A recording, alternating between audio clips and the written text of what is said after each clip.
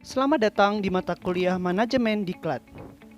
Perkenalkan, nama saya Kurnia Sotote Malase dari Program Studi Teknologi Pendidikan kelas B semester 5. Pada kesempatan kali ini, saya akan menjelaskan materi tentang teori belajar orang dewasa dan etika pelatih.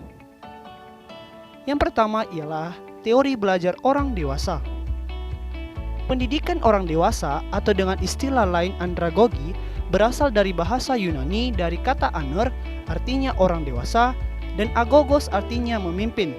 Maka secara harfiah, andragogi berarti seni dalam mengajar orang dewasa. Pendidikan orang dewasa adalah suatu cara pendekatan dalam proses belajar orang dewasa. Rumusan ini lebih menekankan kepada teknik belajar bagi orang dewasa sehingga orang dewasa sanggup dan mau belajar sesuai dengan tujuan yang ingin dicapai. Nah, selanjutnya ialah 7 tujuan utama dari pembelajaran orang dewasa. Yang pertama ialah membantu pembelajar dewasa memiliki pengetahuan, pengalaman, dan keterampilan guna meningkatkan kesejahteraan dalam kehidupannya. Yang kedua ialah untuk membantu pembelajar dewasa memahami dirinya sendiri, bakatnya, keterbatasannya, dan hubungan interpersonalnya. Yang ketiga ialah mengembangkan jiwa dan sikap kepemimpinan yang terdapat pada setiap pembelajar dewasa. Dan keempat ialah membantu pembelajar dewasa mengenali dan memahami urgensi kebutuhan pendidikan seumur hidup atau lifelong education. Yang kelima ialah membantu pembelajar dewasa mencapai kemajuan proses pematangan secara intelektual, emosional maupun spiritual. Yang keenam ialah melengkapi keterampilan yang diperlukan untuk menemukan dan memecahkan masalah. Yang terakhir ialah memberikan bantuan agar orang dewasa menjadi individu yang mandiri, bebas, dan otonom. Selanjutnya ialah karakteristik belajar orang dewasa. Yang pertama ialah pembelajaran lebih mengarah ke suatu proses pendewasaan. Seseorang akan berubah dari bersifat tergantung menuju ke arah memiliki kemampuan mengarahkan diri sendiri dan memerlukan pengarahan diri walaupun dalam keadaan tertentu mereka bersifat tergantung.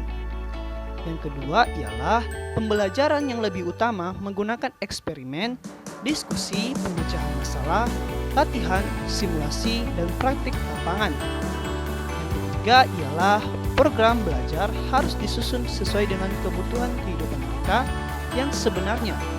Urutan penyajian harus disesuaikan dengan kesiapan peserta didik. Yang keempat ialah pengembangan kemampuan diorientasikan belajar berpusat kepada kebutuhannya. Selanjutnya ialah ciri-ciri belajar orang dewasa oleh Haris Mujiman. Yang pertama ialah self-directing atau mengarahkan diri. Yang kedua ialah mandiri. Yang ketiga ialah tidak menggurui. Yang keempat, lebih senang dengan problem center learning. Yang kelima ialah lebih senang partisipasi aktif. Yang keenam, memanfaatkan pengalaman yang telah dimiliki. Dan yang terakhir ialah lebih senang kolaboratif learning dengan tukar pengalaman dan sharing. Selanjutnya ialah etika pelatih. Menurut Kamus Besar Bahasa Indonesia atau KBBI, arti kata etika adalah ilmu tentang apa yang baik dan apa yang buruk dan tentang hak kewajiban moral atau akhlak. Kode etik adalah suatu sistem, norma, nilai, dan juga aturan profesional tertulis yang secara tegas menyatakan apa yang benar dan yang baik dan apa yang tidak benar dan tidak baik bagi profesional. Kode etik menyatakan perbuatan apa saja yang benar atau salah, perbuatan apa yang harus dilakukan, dan perbuatan apa yang harus dihindari. Tujuan penyusunan kode etik profesi adalah untuk menjaga harkat dan martabat profesi, menjaga dan memelihara kesejahteraan anggota, meningkatkan tingkat pelayanan anggota, dan meningkatkan etika profesi, kualitas profesional dan organisasi profesional yang sempurna.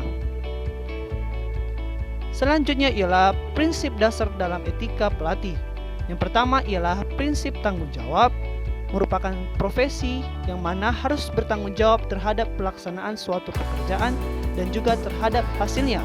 Selain itu, profesi juga memiliki tanggung jawab terhadap dampak yang mungkin terjadi dari profesinya bagi kehidupan orang lain atau masyarakat umum. Yang kedua ialah prinsip keadilan. Pada prinsip ini, setiap profesional dituntut untuk mengedepankan keadilan dalam menjalankan pekerjaannya. Karena ini, keadilan harus diberikan kepada siapa saja yang berhak. Yang ketiga ialah prinsip otonomi. Maksudnya ialah setiap profesi memiliki wewenang dan kebebasan dalam menjalankan pekerjaan sesuai dengan profesinya. Artinya, seorang profesional memiliki hak untuk melakukan atau tidak melakukan sesuatu dengan mempertimbangkan kode etik profesi. Yang keempat ialah prinsip integritas moral, merupakan kualitas kejujuran dan prinsip moral dalam diri seseorang yang dilakukan secara konsisten dalam menjalankan profesinya. Demikianlah pemaparan saya mengenai gaya belajar orang dewasa dan etika pelatih. Mohon maaf bila terdapat tutur kata yang salah. Semoga materi yang saya sampaikan dapat bermanfaat bagi teman-teman. Akhir kata saya akhiri dengan terima kasih dan Om Santi Santi Santi Om.